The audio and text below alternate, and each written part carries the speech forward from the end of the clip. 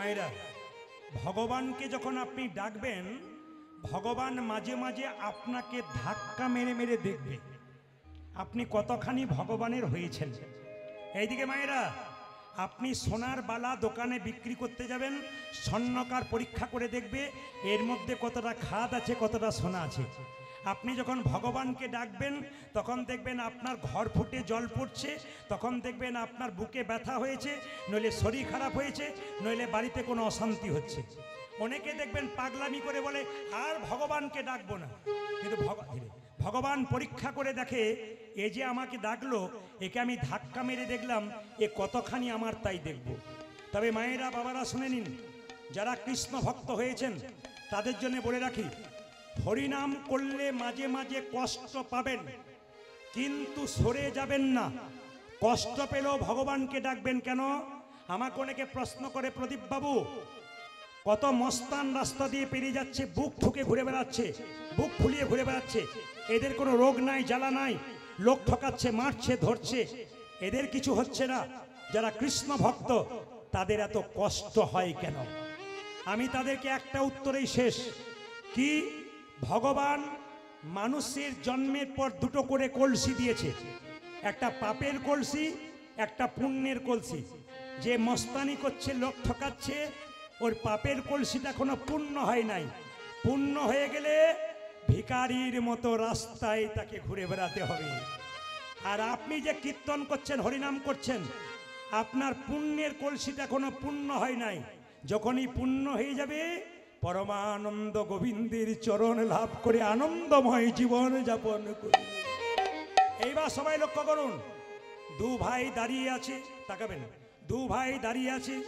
শ্রীবাস বলল, প্রভু মুকুন্দ আর নরহরি দাঁড়িয়ে আছে, কি বলবো বলুন, দুজন আশীর্বাদ পাবার জন্য এসছে। শ্রীবাসকে মহাপ্রভু বলল, শোনো শ্রীবাস, বলে দাও ওদের মধ্যে যে ছোট ভাই, সে আমার সঙ্গে সারা জীবন কীর্তন করবে, আমার সঙ্গে থাকবে। আর যে বড় ভাই, তাকে বলে দাও সে আমার 100 জন্ম কৃপা পাবে না। ও মায়েরা, শ্রীবাস এসে বলল, তোমাদের মধ্যে ছোট ভাইকে? আমি গো। কি নাম? আমার নাম নরহরি। তোমার জন্য প্রভু বলেছে তুমি সারা জীবন প্রভুর সঙ্গে থাকবে, হরিনাম করবে। বড় ভাই বলল, আমার জন্য কি বলেছে? তোমার জন্য প্রভু বলেছে তুমি 100 জন্ম কৃপা পাবে না, তুমি 100 জন্ম কৃপা পাবে না, তুমি 100 জন্ম গৌর কৃপা পাবে না, 100 জন্ম গৌর কৃপা পাবে না। যদি আপনাকে কথা কেউ বলে 100 জন্ম কৃপা পাবে না, মন খারাপ হয়ে যায় না? কিন্তু মুকুন্দ সরকার যখনই শুনলো শ্রীবাসের কাছ থেকে 100 জন্ম গৌর কৃপা পাবে না, তখন নাচতে শুরু করেছে, জয় গৌর। শ্রীবাস মনে মনে ভাবছে লোকটার মাথা খারাপ হয়ে গেল, 100 জন্ম কৃপা পাবে না বলে নাচতে শুরু করেছে পাগলের মতো। শ্রীবাস জিজ্ঞেস করছে, তোমাকে যে বললো 100 জন্ম কৃপা পাবে না, তুমি গৌর গৌর বলে নাচতে শুরু করেছো, আমি হলে তো বিষ খেয়ে আত্মহত্যা করতাম। শ্রীবাস বলছে, মুকুন্দ বলছে, শোনো শোনো শ্রীবাস, প্রভু যদি বলতো কোনো জন্মে সঙ্গ পাবে না, কোন জন্মে সঙ্গ পাবে না, তাহলে না হয় আমি বিষ খেয়ে আত্মহত্যা করে দিতাম, না হলে আমি বেশি খেয়ে আত্মহত্যা করে দিতাম। প্রভু বলেছে 100 জন্ম কৃপা পাবো না, কৃপা পাবো না, 100 জন্ম না হয় গৌর গৌর বলে কেঁদে বেড়াবো, আমি কেঁদে বেড়াবো।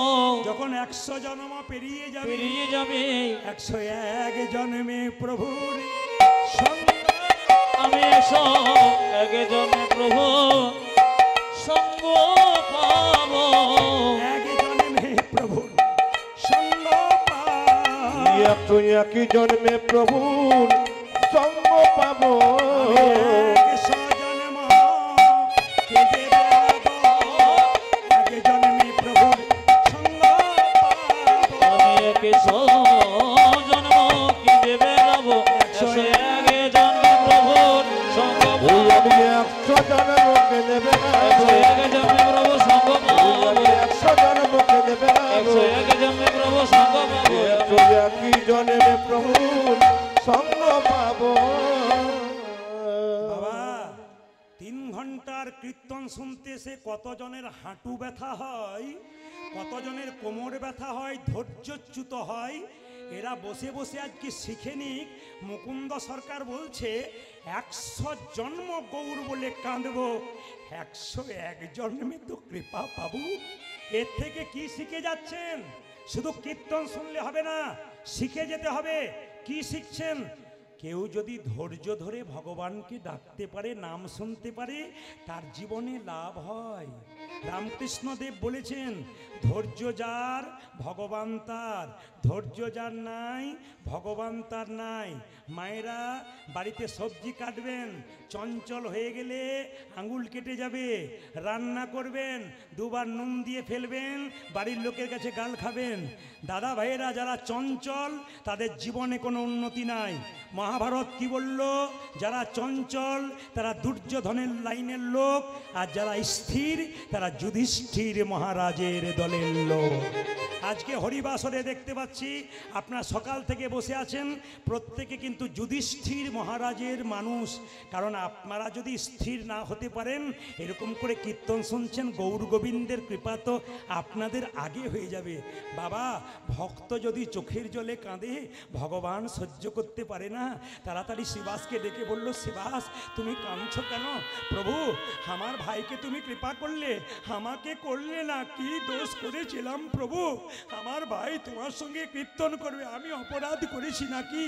মহাপ্রভু শিবাসকে বলল, তোমার মাথায় হাত দিয়ে আশীর্বাদ করে জগতের সবাইকে জানিয়ে দিলাম, শোনো শিবাস, তোমরা শোনো মুকুন্দ, তোমরা দু ভাই মিলে যদি হরিনাম করতে চলে আসো, বাড়ির সব না খেয়ে মরবে, কাল থেকে আর হরিনাম করবে না। তোমার ভাইকে আমার সঙ্গে রাখলাম, তোমাকে পাঠিয়ে দিলাম।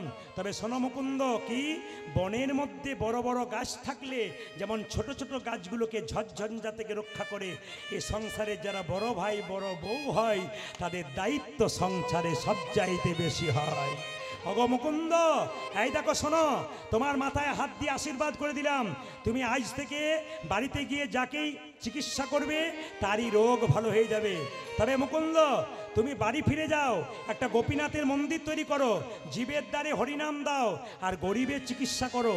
দেখো বাবু, কারো কাছে 1 পয়সা নিও না, আমি তোমার মাথায় হাত দিয়ে আশীর্বাদ করলাম, কাল থেকে যাকেই চিকিৎসা করবে তারই রোগ ভালো হয়ে যাবে।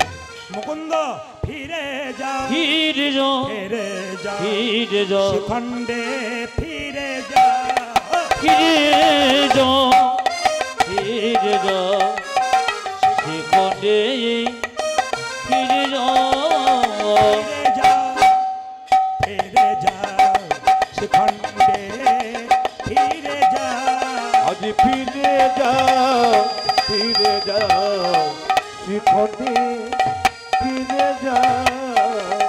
দারে দারে গিয়া চরণে ধরিয়া, তুমি দরে দরে গিয়া চরণে ধরিয়া, দারে দারে গিয়া চরণে ধরিয়া, ও তুমি দাঁড়ে দাঁড়ে গিয়া চরণে ধরিয়া, হরির নাম বিনা। তুমি দরে দরে গিয়া চরণে ধরিয়া, হরে বীর ফিরে যাও, ফিরে যাও, শিখণ্ডে ফিরে যাও, ফিরে যাও, ফিরে যাও, শিখণ্ডে ফিরে যাও। আমার মহাপ্রভুর আজ্ঞা পাইয়া মুকুন্দ চলিলা, মুকুন্দ চলিলা। আমার মহাপ্রভুর আজ্ঞা পাইয়া মুকুন্দ চলিল, মুকুন্দ চলিল, মহাপ্রভুর আজ্ঞা পাইয়া মুকুন্দ চলিলা, মুকুন্দ চলিলা। ওই আমার মহাপ্রভুর আজ্ঞা পাইয়া মুকুন্দ চলিলা, মুকুন্দ চলিলা। শিখণ্ড গ্রামেতে আমি শিখণ্ড গ্রামেতে আসি, শিখণ্ড গ্রামেতে আসি, আজ শিখণ্ড গ্রামেতে আসি, উপনীত হইলা, উপনীত হইলা। আমি শিখণ্ড গ্রামেতে আসি, উপনীত হইয়া, উপনীত হইয়া, বলো বলো হরি বল, বলো বলো জীবন বলো বলো হরি বলো। দেখুন কীর্তনের ফাঁকে ফাঁকে কত সুন্দর শিক্ষা আছে, বাস্তব শিক্ষা। তাকাবেন আমার দিকে। মুকুন্দ সরকার বাড়ি ফিরে এলো, মন্দির তৈরি করে দিল। আপনারা যারা কীর্তন শুনে বাড়ি যাবেন তাদের কাছে নিবেদন রইল, যারা নতুন বাড়ি তৈরি করবেন, মন্দির করবেন, তাদের জন্য একটা সুন্দর কথা বলে যাই। আমার কথা নয়, এই কথাটি হচ্ছে খনামা, খনার বচন। ও মায়েরা, বাড়ি তৈরি করতে গেলে খনামা বলেছে যে দক্ষিণ দুয়ারি ঘরের রাজা, পূব দুয়ারি তার প্রজা, উত্তর দুয়ারির খাজনা নাই, পশ্চিম দুয়ারির মুখে ছাই। যতজন জ্ঞানীজন এখানে বসে আছেন, এই কথাটি খনা মায়ের কথা, যা জীব কেটে দেওয়া হয়েছিল। খনার বচন পড়লে জানতে পারবেন। আজকে মুকুন্দ সরকার বাড়ি এলো, কিন্তু সবাই লক্ষ্য করুন, খনার বচনের মতো মানলো। কি মানলো? তাকাবেন কি বলছে। বলছে দক্ষিণ দুয়ারি ঘরের রাজা, পূব দুয়ারি তার প্রজা, উত্তর দুয়ারির খাজনা নাই, পশ্চিম দুয়ারির মুখে ছাই। যদি বাড়ি কোনোদিন কেউ করেন, তবে দরজাটা দক্ষিণ দিকে করলে আপনার ঘরটা রাজার ঘর হয়ে যাবে। কারণ দক্ষিণ দিকে কোনো ঝঞ্ঝা নাই, সবসময় সুসুর করে সুন্দর হাওয়া দেয়। যদি দক্ষিণ দিকে কেউ না করতে পারেন, তবে খনামা বলেছে পূব দুয়ারি তার প্রজা, না পারলে পূব দিকে করো। উত্তর দিকে দরজা করলে খাজনা দেবার পয়সা থাকে না, অভাব বেড়ে যায়। পশ্চিম দুয়ারির মুখে ছাই, তার মানে পশ্চিম দিকে দরজা করলে কি হয় মা? ঝড়ঝঞ্ঝা পাবার সুযোগ থাকে। আবার তাকাবেন, বাড়ি তৈরি করেছেন, মন্দিরটা কোথায় করবেন?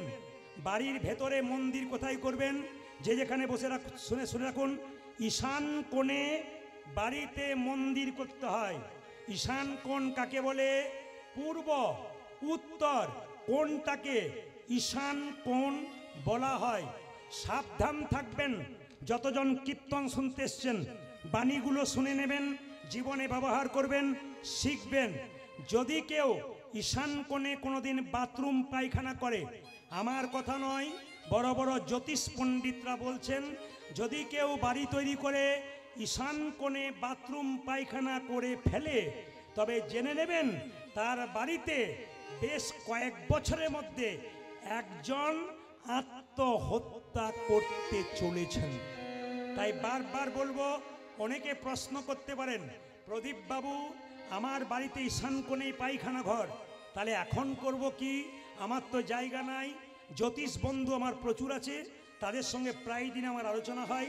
বললাম তাহলে কি করা যায়? বললেন জ্যোতিষ শাস্ত্র বলেছে, যদি বাথরুম পায়খানা বাই চান্স আপনার ঈশান কোণে হয়, তবে আপনি এক বাটি লবণ দোকান থেকে কিনে এনে, টাটকা লবণ, ঈশান কোণে বাথরুমের কোনো এক জায়গায় রেখে দেবেন। প্রতি মাসে মাসে একবার করে পরিবর্তন করে নেবেন। আপনি যে রান্না করবেন, রান্নাঘরটা কোন ঘরে হবে? অগ্নিকোণ, পূর্ব দিকে মুখ করে রান্না করবেন। যখন বাড়িতে শোবেন, জ্যোতিষশাস্ত্র বলল দক্ষিণ দিকে মাথা করে শুতে হয়, উত্তর দিকে পা করে শুতে হয়। উত্তর দিকে মাথা করে শুতে নেই কেন? তাকাবেন, আমাদের পূর্বপুরুষ যারা মারা গেছে, তারা জমের দুয়ার হচ্ছে দক্ষিণ দুয়ার। তাই সব সময় পূর্বপুরুষরা দক্ষিণ দিকেই থাকেন। দক্ষিণ দিকে পা করে শুলে পূর্বপুরুষদেরকে অপমান করা হয়। দক্ষিণ দিকে পেছন করে কেউ বাথরুম বসলে পূর্বপুরুষকে অপমান করা হয়। এই জন্য মাথায় রাখবেন, এক দক্ষিণ দিকে মাথা করতে পারেন, এক পূব দিকে মাথা করতে পারেন, উত্তর দিকে মাথা নয়। হিসাব বলে দিলাম, মুকুন্দ সরকার একটা গোপীনাথের মন্দির তৈরি করলো। যাকে চিকিৎসা করছে তারই রোগ ভালো হলো। সেই সময় বাংলার একজন নবাব ছিল মালদাতে। যদি কেউ যান মালদা, আমি প্রতিনিয়ত মালদাতে গান করি। মালদার গৌর বলে একটা জায়গা আছে, ওখানে একজন নবাব ছিল মুসলমান, তার নাম হুসেন শাহ। তার পেটে একবার যন্ত্রণা হলো, একজন বলল, নবাব তোমার পেটের যন্ত্রণা কেউ ভালো করতে পারলো না, একজন ভালো করতে পারবে। বলে কে পারবে? শ্রীখণ্ডে যদি মুকুন্দ কবিরাজের বাড়ি যেতে পারো, তবে শর্ত আছে। কি? গরিবের চিকিৎসা করে, বড় লোকের করে না। নবাব বললো, তাহলে আমি কি করে যাব? তুমি হুসেন ফকির সেজে যাও, তোমাকে যেন কেউ চিনতে না পারে। এত বড় বাংলার নবাব হুসেন ফকির সেজে শ্রীখণ্ডে এলো। এসে জিজ্ঞেস করছে, ও ভাই, মুকুন্দ সরকারের বাড়ি কোনটা? ওই যে মন্দিরটা দেখতে পাচ্ছ, দেখছো ওটাকে লক্ষ্য করে চলে যাও। এ ও ভাই, মুকুন্দ সরকারের বাড়ি কোনটা? সোজা চলে যাও, দেখবে প্রচুর লোক লাইন দিয়ে দাঁড়িয়ে আছে, চিকিৎসা করাচ্ছে। ও ভাই, মুকুন্দ সরকারের বাড়ি কোনটা? আর একজন বলছে না না, যত এগিয়ে যাবে খোল করতালের শব্দ পাবে, ওটা মুকুন্দ সরকারের বাড়ি। মায়েরা, এত বড় বাংলার নবাব হোসেন শাহ ফকির সেজে কেউ যেন চিনতে না পারে এরকম করে দাঁড়িয়ে আছে। সবাইকে বলল, বাবা আমাকে একটু জায়গা করে দাও, আমি ফকির মানুষ, আমার পেটে বড় যন্ত্রণা। সবার মায়া হলো, সামনে দাঁড় করিয়ে দিল। মুকুন্দ সরকার তখন তুলসী পত্র দিয়ে গোবিন্দের চরণ সেবা করছে। যে যেখানে বসে আছেন মন দিয়ে শুনে নিন, একবারে দামি কথা। অ্যাপেলো, চেন্নাই, ব্যাঙ্গালোর, ভেলোর ডাক্তার দেখাতে যান, প্রদীপ পালের কথাটা মিলিয়ে নেবেন। ডাক্তারবাবু টেবিলের দিকে তাকাবেন, কৃষ্ণের ছবি। যে জাতির ডাক্তার সেই জাতির ভগবানকে তারা ভজনা করে। আমি একবার গিয়েছিলাম, একজন ডাক্তারকে দেখাচ্ছিলাম, উনি দেখলাম টেবিলে কৃষ্ণের ছবি রেখেছেন, অথচ সব চাইতে বড় ইউরোলজি 201টা ইউরোলজি চেন্নাই হসপিটালে, তার মধ্যে 1 নম্বর জায়গায় ফরেন কান্ট্রি থেকে পাস করে এসেছে, আমেরিকা থেকে পাস করে এসেছে। সেই ব্যক্তি চিকিৎসা করবার আগে কৃষ্ণের চরণে তুলসী পত্র দিয়ে চিকিৎসা করছে। লজ্জা লাগা উচিত আমাদের। একটু MA পাস করে হাত তুলতে লজ্জা করে, ঘৃণা হওয়া দরকার। শিখে নিন ওদের কাছ থেকে, ওরা কি করলেন আর আমরা কি করলাম। অনুকূল ঠাকুর এত বড় হলো কেন? দীক্ষা কারো কাছে নেয় নাই, তার মায়ের কাছে নিয়েছিল। স্যার আইজ্যাক নিউটন এত বড় বিজ্ঞানী, ভগবান বিশ্বাস করেছিল। আইনস্টাইন বিখ্যাত বিজ্ঞানী, জীবনে আমিষ খায় নাই, চিরকাল নিরামিষ খেয়েছে। সচিন টেন্ডুলকরের ওপরে একজন ব্যাটসম্যান হয়ে গেল, তার নাম বিরাট কোহলি। যারা পড়াশুনো করছেন দেখছেন তারা দেখে নেবেন, বিরাট কোহলি এবং অনুষ্কা স্বামী স্ত্রী দুজনে মিলে নিরামিষ খায়। অনেকে বলে নিরামিষ খেলে দুর্বল হয়ে যাবে, ওদের কাছে শিখে নিন, নিরামিষ খেয়েও পৃথিবীর 1 নম্বর ব্যাটসম্যান হয়ে গেল, যার হাতের জোরে বারবার 6 মারতে পারে। ভুল সিদ্ধান্ত নেবেন না, ঠিক সিদ্ধান্ত নেবেন। কেন? নিরামিষ খাবার জন্য শরীরটা তৈরি হয়েছে, আমিষ খাবার জন্য নয়। যে যত খায়, যে যত ভোগী সে তত রোগী, আর যে যত ত্যাগী সে তত নিরোগী। মায়েরা, নবাব হোসেন শাহ যেই না দাঁড়িয়ে আছে, মুকুন্দ সরকার গাইছে আর নবাব শুনছে। আহ, কি সুন্দর গাইছো, মুকুন্দ গাইছে। ওগো প্রভু, আমি তোমাকে সোনার মন্দির তৈরি করে দিতে পারলাম না, মন মন্দিরে রাখবো। নবাব শুনছে আর মুকুন্দ গাইছে, আমার মন মন্দিরে তুমি মদন মোহন দাঁড়াবে গো আসি ডাকিয়া। তুই আমার মন মন্দিরে মদন মোহন দাঁড়াবে গো আসি ডাকিয়া।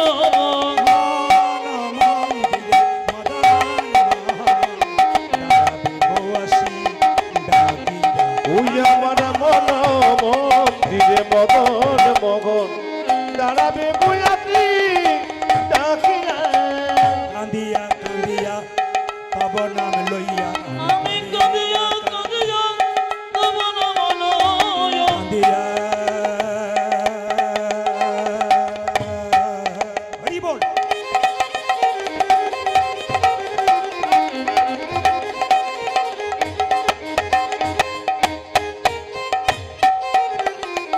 হে প্রাণনা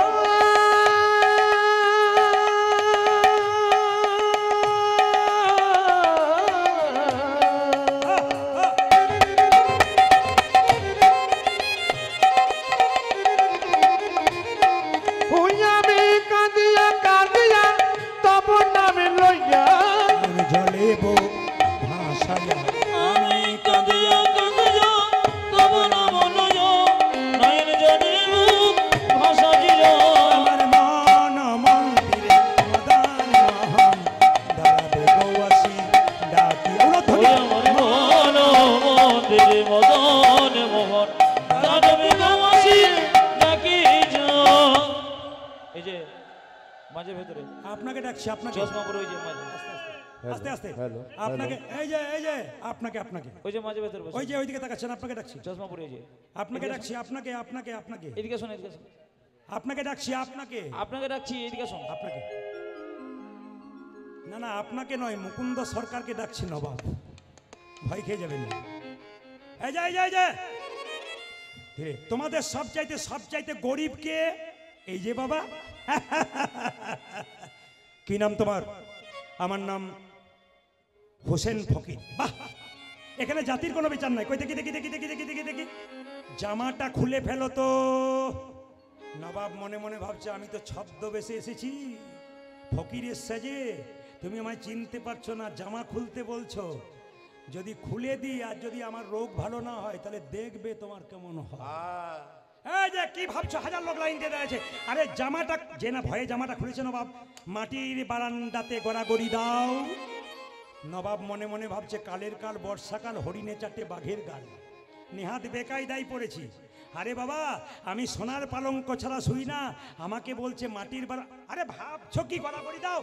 যেই না নবাব গড়াগড়ি দিয়েছে অমনি চমকে উঠে বলল, কবিরাজ কি তোমার এখানে ওষুধ দেওয়া থাকে নাকি? বলে কেন গো? যেই না আমি গড়াগড়ি দিলাম আমার অর্ধেকটা পেটের রোগ ভালো হয়ে গেল। মুকুন্দ বলল, সবাইকে দিতে দিতে এক আধটু পড়ে যায়, তোমার হয়তো কাজে লেগে গেছে। ওই দেখি দেখি দেখি দেখি, হাঁ করো তো। যেই না নবাব হাঁ করেছে, মুকুন্দ সরকার ওষুধ দিয়েছে আর নবাবের পেটের যন্ত্রণা ভালো হয়ে গেছে। কি শিখলেন? যেই না মাটিতে গড়াগড়ি দিল অমনি নবাবের অর্ধেক পেটের যন্ত্রণা ভালো হয়ে গেল। তত্ত্ব কি বলল? ভক্ত পদ ধুলিয়ার ভক্ত পদ ভক্ত পদজন, ভক্ত ভক্ত শেষ হয় তিন মহাব। তিনি মহাব। যেখানে হরিনাম হয় সেই জায়গায় কোনো ভক্ত যদি কীর্তনের শেষে একবারে হাগৌরি বলে গড়াগড়ি দিতে গড়াগড়ি দিতে পারে, তার শুধু দেহ রোগ দূর হয় তা নয়, তা নয়, তার ভব রোগ দূর হয়ে যায়। ভব রোগী দূর হয়ে যায়। তাকাবেন তাকাবেন, আমি শুধুমাত্র প্রত্যেকটা উদাহরণের দ্বারা বলে দিই, আপনারা শুনবেন। আমি কয়েকদিন আগে হুগলিতে গান করছিলাম, মায়েরা গানের বাসাতে যখন বসে আছি, তিনটে মেয়ে 4 চাকা থেকে নেমে খালি বাড়ির লোককে খোঁজ করছে, প্রদীপবাবু কোথায় আছেন। আমার বাসাতে গেলেন, তিনটে মেয়ে তিনটে গোপালকে ছেলের মতো কোলে করে নিয়ে গেলেন, নিয়ে বসিয়ে বললেন, বাবা কলকাতা সব জায়গায় পাওয়া যায় না, আমার এখানে আত্মীয় বাড়ি, তাই 3 জন চলে এলাম। ভালো করেছেন। কীর্তনের আসরে বসে আছে, সবাই লক্ষ্য করবেন যারা মায়েরা কীর্তন শুনছেন, মেয়েগুলো কীর্তনে আসরে বসে আছে, তিনটে গোপালকে সামনে বসিয়ে কীর্তন শুনছে। কীর্তন যখন শেষ হয়ে গেল, তিনটে মেয়ে ধুলোতে গড়াগড়ি দিচ্ছে। আমি একজনকে জিজ্ঞেস করলাম, দিদি এত দামি কাপড় কলকাতা থেকে এসেছো, দামি দোকান থেকে কিনেছো, কাপড়টা তোমার ময়লা হয়ে যাবে না?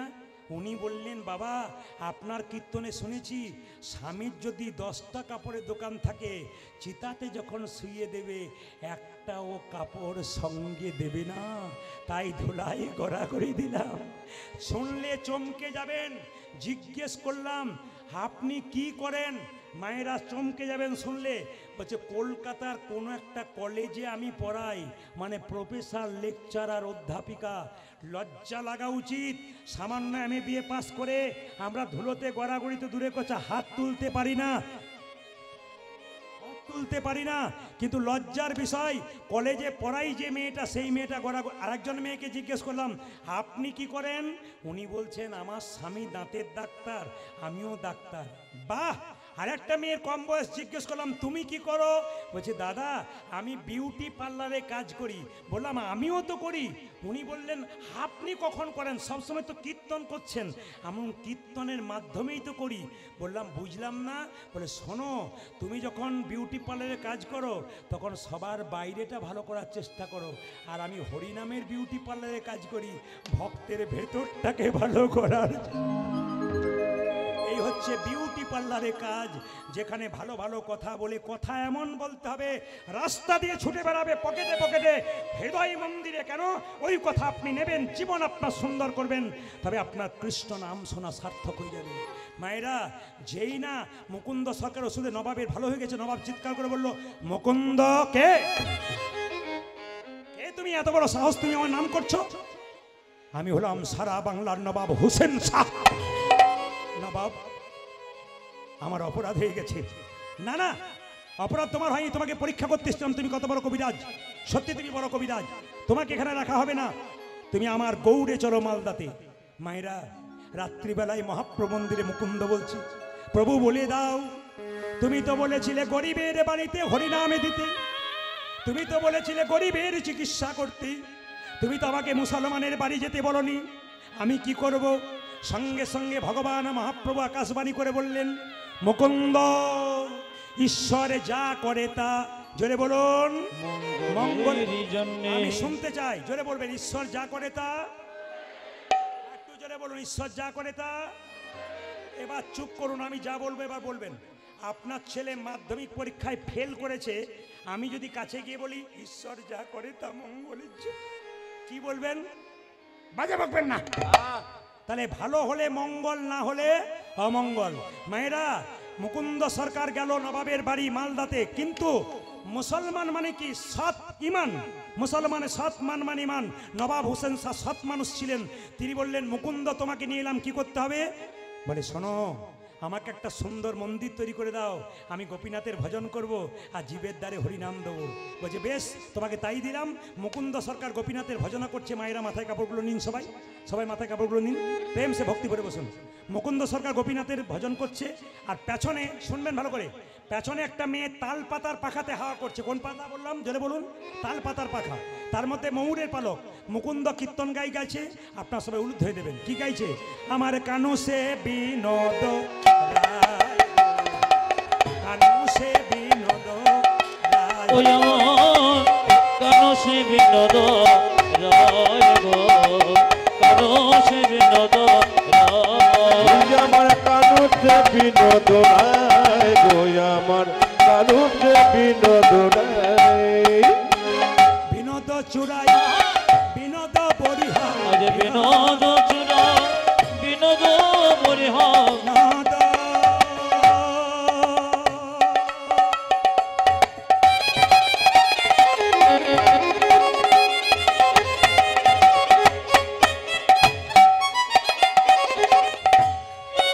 ও সেই বিনোদ চূড়া, বিনোদ বরিহা। বরিহা বিনোদ উড়িছে তাই গো, বিনোদ জড়েছে গাওয়ায়। উঠাতে কানুতে বিনোদ রায় গো, আমার কানুতে বিনোদ রায়। ওই আমার কানো সে বিনোদ রায় গো, কানো সে বিনোদ রায়। বিনোদ ললাটে বিনোদ তিলক, বিনোদ বিনোদ সাজে, আমার বিনোদ ললটে বিনোদ তিলক, বিনোদ বিনোদ সজে। বিনোদ ললাটে বিনোদ তিলক, বিনোদ বিনোদ সাজে। উচ্চাজা বিনোদ ললাটে বিনোদ তিলক, বিনোদ বিনোদ সাজে। বিনোদয় ধরে বিনোদ মুরলী, আমার বিনোদয় ধরে বিনোদ মুরলী। বিনোদয় ধরে বিনোদ মুরলী, উচ্চাজা বিনোদ যদে বিনোদ মুরলী। বিনোদ বিনোদ বাজে গো। বাজে বিনোদ বিনোদ বাজে, আমার কানো সে বিনোদ রায় গো, কানো সে বিনোদ তুই রায়। আমার কানুতে বিনোদ রায় গো, আমার কানুতে বিনোদ রায়।